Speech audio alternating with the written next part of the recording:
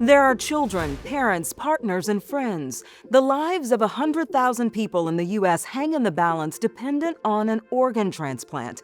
I'm Tisha Powell. And I'm Lee Zurich. Every day, an average of 13 people die waiting for a transplant.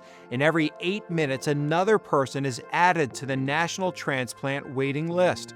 While experts say registering to be an organ donor can help save lives, our investigation uncovered 20% of the organs donated in the U.S.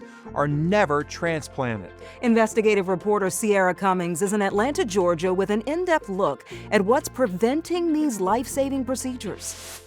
Throwing discs with them. Christina Hernandez and her daughter, Hannah Wood, walked through East Roswell Park with this specific destination in mind, Disc Golf Hole 7.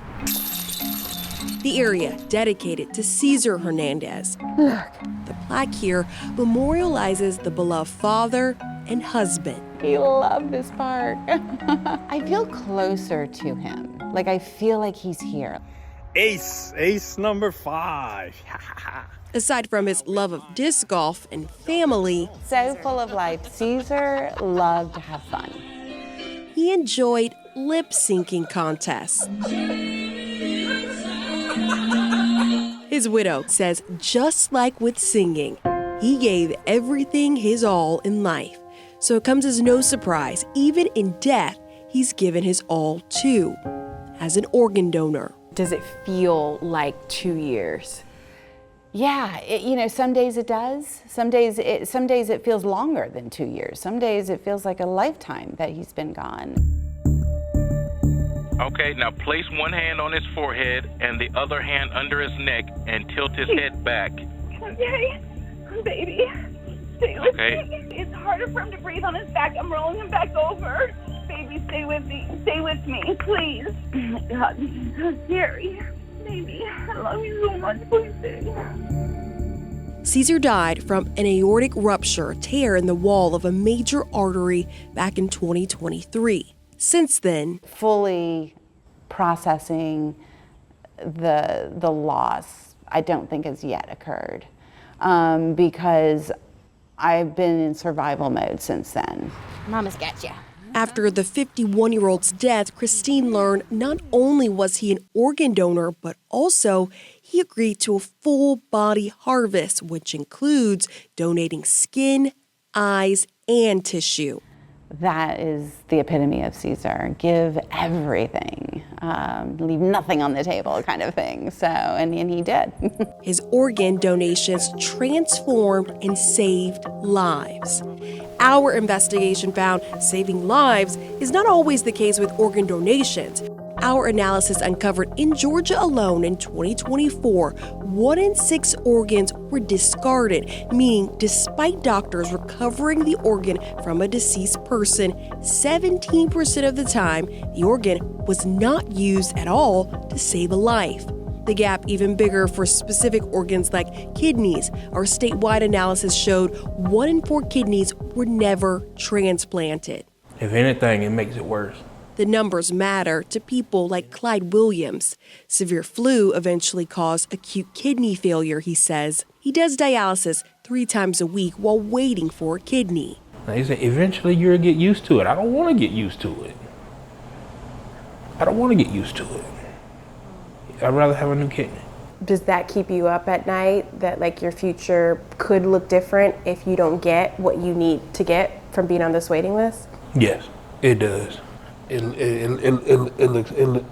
times it keeps me up.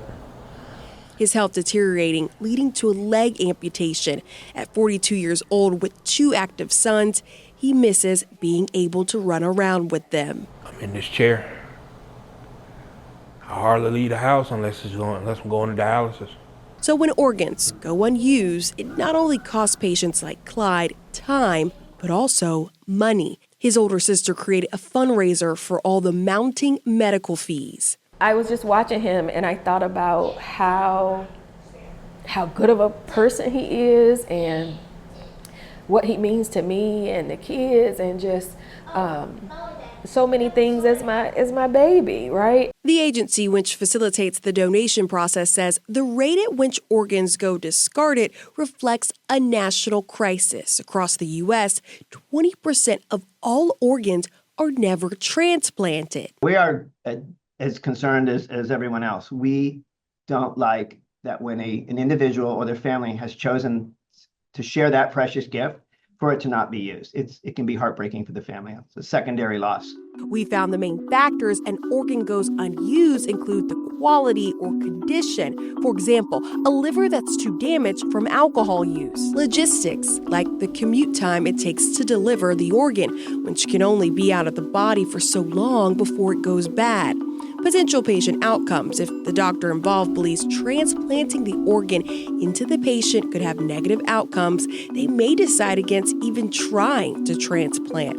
The Association of Organ Procurement Organizations says it's likely the leading cause of increased discarded rates, calling it a misalignment of metrics.